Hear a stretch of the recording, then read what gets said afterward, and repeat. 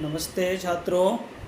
आज हम राजनीति विज्ञान तृतीय वर्ष बीए तृतीय वर्ष के पेपर अंतर्राष्ट्रीय संबंध के शीत युद्ध के दौरान जो तनाव अंतर्राष्ट्रीय स्तर पर चला था उसके संबंध में अध्ययन कर रहे हैं। पिछली क्लास में हमने इस पर अध्ययन किया था और आज हम शीत युद्ध के दौरान तनाव शैथिल्य जो आया था, देतांत जिसको कहा जाता है, वो आया था, उसके बारे में अध्ययन करेंगे। जैसा कि हम जानते हैं कि शीत युद्ध के दौरान दोनों ही गुटों के अंतर्राष्ट्रीय स्तर पर दोनों ही गुटों के बीच में बहुत अधिक तनाव बढ़ गया था। गुटबाजी बढ़ती चली जा रही थी और ये स्थिति आ गई थी कि कभी भी युद्ध हो जाने की नौबत आ सकती थी या कोई भी स्थिति पैदा हो सकती थी। किंतु जब शीत युद्ध शुरू हुआ था उस समय अमेरिका अधिक पावरफुल था, लेकिन बाद में सोवियत संघ ने भी, चीन ने भी, अन्य देशों ने भी परमाणु बम का आविष्कार कर लिया था, परमाणु बम बना लिए थे। और ऐसी स्थिति में दोनों ही गुट बराबर के शक्तिशाली हो गए थे और यदि उस स्थिति में युद्ध होता अंतर्राष्ट्रीय स्तर पर तो निश्चित था कि बहुत बड़ा विनाश हो सकता था यदि युद्ध हो जाता तो इसी सब चीज़ को देख कर के दोनों ही गुटों ने महसूस किया कि किसी प्रकार से ये जो शस्त्रीकरण हो रहा है, ये जो तनाव है, ये जो अशांति का वातावरण है, वैमनस्य का वातावरण है, घृणा का वातावरण है, इस वातावरण को कम किया जाए और ये जो नई तकनीक को, हथियारों को विकसित करने में लगाया जा रहा है, इस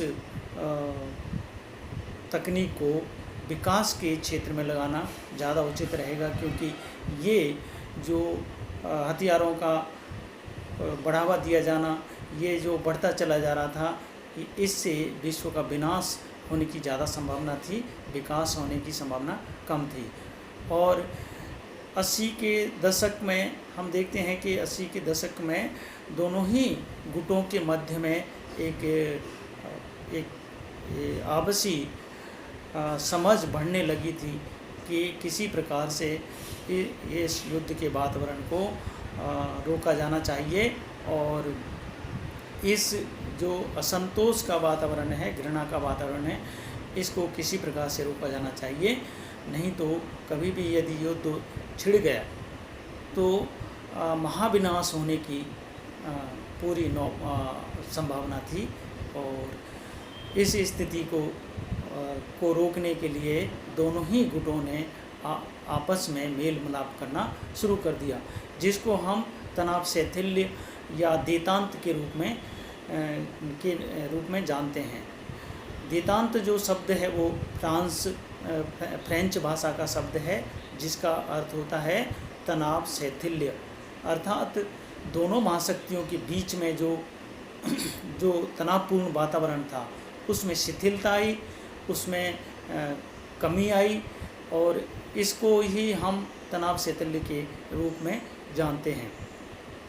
इसके बहुत सारे कारण थे,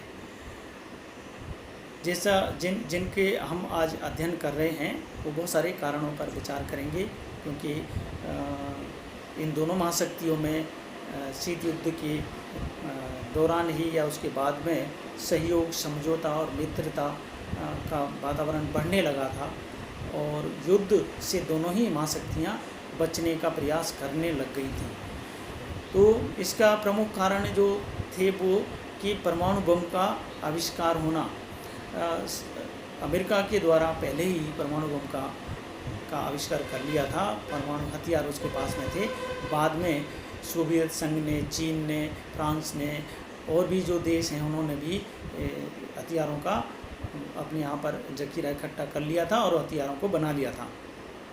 तो इसकी वजह से युद्ध को रोका जाना ज़्यादा महत्वपूर्ण लगने लगा था कि युद्ध को किसी प्रकार से नहीं होने देने का प्रयास किया जाना चाहिए। दूसरी बात यह है कि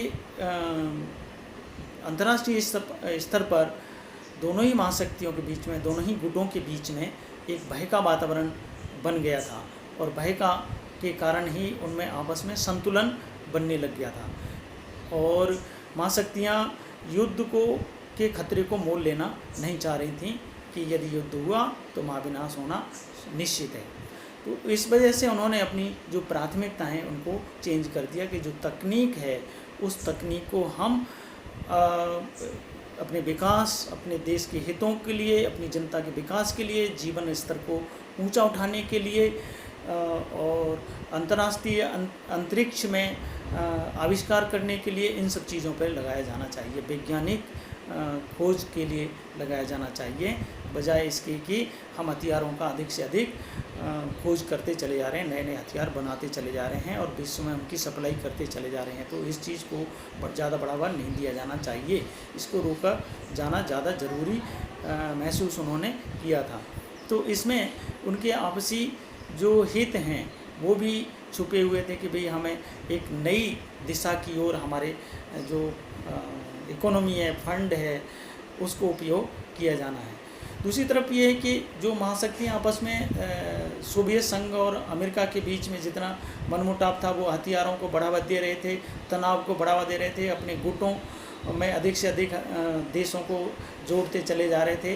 तो निश्चित है कि उन्होंने अपनी जो इकोनॉमी है, अपनी जो अर्थव्यवस्था है, अपना जो फंड है, उन देशों को अपने गुटों में जोड़ने के लिए खर्च करते चले जा रहे थे और इससे उनकी अर्थव्यवस्था भी प्रभावित हो रही थी। और इसी दौर में देखते हैं कि अन्य जो देश हैं जैसे जापान है, फ्रांस है, जर्मनी है, अन्य जो इसी तरीके के जो देश हैं, कनाडा वगैरह हैं, तो वो अर्थव्यवस्था की दृष्टि से उनसे ज़्यादा आगे निकलने लग गए थे। तो अमेरिका ने, सोवियत संघ ने, इन दोनों ने देखा कि भाई अब नया जो ज़माना आ रहा है, नया जो परिवर्तन आ रहा है, वो अर्थव्यवस्था को अधिक मजबूत बनाने का वातावरण है, क्योंकि जापान बहुत आगे उस समय तक निकल चुका था। तो अपनी अर्थव्यवस्था को ध्यान देना ज़्यादा ज़रूरी है, अपने नागरिकों के हितों की ओर ज़्यादा ध्यान देना ज़रूरी है और विकास की तरफ ज़्यादा ध्यान देने की आवश्यकता उन्होंने महसूस की थी। और दूसरी तरफ यह है कि जब तक दोनों ही महाशक्तियों के बीच में एक अच्छा वातावरण, समझौतावादी वातावरण, सहयोगी वातावरण यदि नहीं बनेगा, तो सोवियत संघ को ये महसूस होने लगा कि भाई मेरी जो अर्थव्यवस्था है उसको विकास करने के लिए मैं अमेरिका से सहयोग नहीं ले पाऊँगा जब तक कि आपसी सहयोग विकसित ना हो, समझौता ना हो। तो अमेरिका के सहयोग लेने के लिए सोवियत संघ ने इस तरीके का महसूस किया था, तो उसको उदार दृष्टिकोण अपनाना ज़्यादा ज़रूरी महसूस हुआ। इसके अलावा जो दोनों ही गुटों के जो मित्र राष्ट्र थे, उन मित्र राष्ट्र ने इनको अधिक सहयोग नहीं किया था और वो इनके जो तनाव है उसका फ़ायदा उठाने लग गए थे। जबकि जो गुटों के जो देश थे वो आपस में एक दूसरे के संबंध ज़्यादा बढ़ाने लग गए थे और इनकी परवाह कम करने लग गए थे और इनसे भी इकोनॉमिक तौर पर फ़ायदा लेने लगे थे और आपस में भी एक दूसरे का वो संबंध या संपर्क बनाना उन्होंने शुरू कर दिया था। तो इससे इनको महाशक्तियों को लगने लगा कि भी जो हम पूरी तरीके से इनका सहयोग कर रहे हैं, लेकिन ये हमारी बिना परवाह किए आपसी संबंधों को ज़्यादा बढ़ावा देने लग गए हैं। तो ये भी एक बहुत बड़ा कारण उनके बीच में रहा था। इसके अलावा जैसे जो पहले तो दो ही ध्रुव थे, एक सोवियत संघ, एक अमेरिका। इसके अलावा अब जो नया वातावरण, जब नए जो देशों की तरफ नज़र डालने शुरू किया उन्होंने, तो उसमें नज़र आया कि बहुत सारे देश एक महाशक्ति के रूप में उभरते चले जा रहे हैं। जैसे चीन है, जिसमें से प्रमुख चीन है, जापान है, फ्रांस है, जर्मनी है, इसके अलावा भारत भी है, इंग्लैंड है। ये सब देश एक महाशक्ति के रूप में इन्होंने उभरना शुरू कर दिया था और ये भी शक्तिशाली देश बनते चले जा रहे थे। तो अब बहुध्रुवीकरण होता दिख रहा था। तो इस वजह से भी इनमें आपस में सहयोगी प्रवृत्ति, समझौतावादी प्रवृत्ति, तनाव शैथिल्य का वातावरण इनके बीच में बनने लगा था, नए परिवेश बनने के कारण अंतर्राष्ट्रीय स्तर पर जो नया परिवेश बना था उस वजह से। इसके अलावा जो यूरोपीय देश हैं, पश्चिम के जो देश हैं, उनमें आपस में सहयोगी प्रवृत्ति बनने लगी थी, आपस में मेल मिलाप करना उन्होंने शुरू कर दिया था। और जर्मनी का जो समझौता, बर्लिन का जो समझौता हुआ था, बाद में जो समझौता हुआ था, उसके अंतर्गत जो कटुता थी जर्मनी, पूर्वी जर्मनी और पश्चिमी जर्मनी के अंतर्गत, वो भी कम होने लगी थी। तो ये जो मूल कारण थे शीत युद्ध के, वो मूल कारण भी कमज़ोर पड़ने लगे थे, जिनकी वजह से अंतर्राष्ट्रीय स्तर पर शीत युद्ध शुरू हुआ था। तो ये भी एक कारण रहे थे दोनों ही महाशक्तियों के बीच में सहयोग की प्रवृत्ति और तनाव शैथिल्य को विकसित करने के लिए। इसके अलावा हम देखें कि रूस और चीन का जो संघर्ष हुआ सीमा विवाद को लेकर के और साम्यवाद को लेकर के, उनके बीच में जो संघर्ष शुरू हो गया था, और साम्यवाद का नेतृत्व करने के लिए चीन और रूस के बीच में संघर्ष शुरू हो गया था। चीन ने रूस को चुनौती देना शुरू कर दिया था। उससे भी जो रूस है वो शिथिल बना और उसको लगने लगा कि भाई मेरा जो नेतृत्व है या मेरी जो शक्ति है, उसको चैलेंज अब चीन के माध्यम से दिया जाने लगा। और चीन और अमेरिका के बीच में मित्रता के संबंध विकसित होते चले जा रहे थे। तो जो तनाव था, जो अमेरिका और रूस के बीच में जो तनाव था, वो कम हुआ और जो अर्थव्यवस्था है उसको अधिक जोर दिया जाने लगा था, उसको विकसित करने का अधिक जोर दिया जाने लगा था। अपने खुद के जो हित हैं, देश के जो हित हैं, देश का जो विकास है, उस पर ज़्यादा ध्यान देने का की प्रवृत्ति गई, उस ओर उनका ध्यान गया। इसके अलावा हम देखें कि सैनिक शक्ति से बहुत दिनों तक किसी देश को अपने साथ में जोड़ करके रखना बहुत मुश्किल काम होता है। और ये सैनिक शक्ति के बल पर, जैसे अमेरिका ने वियतनाम में सैनिक शक्ति का प्रयोग किया, रूस ने अफगानिस्तान के अंतर्गत किया, और अन्य जो देश हैं, पूर्वी यूरोप के जो देश हैं, वहाँ पर साम्यवाद लादने, रोमानिया है, पूर्वी जर्मनी है, और ये पोलैंड है इत्यादि, ये जो देश थे, इनको शक्ति के बल पर बहुत दिनों तक दबा करके रखा नहीं जा सकता। तो ये चीज़ उनके सामने उभरने लगी थी। तो इस कारण से भी तनाव शैथिल्य विकसित हुआ था। गुटनिरपेक्ष जो देश थे, वो दोनों ही महाशक्तियों से अपना फ़ायदा लेने लग गए थे। वो और जो संयुक्त राष्ट्र संघ है, उसमें दोनों की ही वो आलोचना करते थे। तो वो एक तरीके से वो हमेशा जो किसी के पिट्ठू बन करके नहीं रहे थे, या किसी एक के साथ में जुड़ करके नहीं रहे थे, और अंतर्राष्ट्रीय स्तर पर एक दूसरे की आलोचना करते थे, उनकी जो कमियां थी उनकी आलोचना करने लगते थे।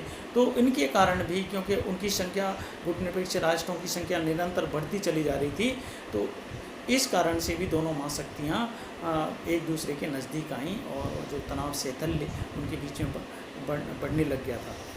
तो ये जो शीत युद्ध का जो वातावरण था, वो चाहे भय के कारण से, चाहे नई परिस्थितियां जो विकसित हुई थी उनके कारण से, अपने देश के हितों के कारण से, अन्य देशों का अधिक विकास होता चला जा रहा था, उस कारण से, अपने देश के जीवन स्तर को ऊंचा उठाने के कारण से, इन कारणों से, बहुत सारे कारणों से वो आपस में एक दूसरे के नज़दीक आने लगे, और आपस में उनमें समझौतावादी प्रवृत्ति, सहयोगी प्रवृत्ति विकसित होने लगी थी।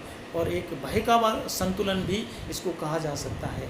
इस प्रकार से देतांत के कारण थे और तनाव शैथिल्य का वातावरण बना था। आगे की चर्चा आगे करेंगे, अगली क्लास में करेंगे। धन्यवाद।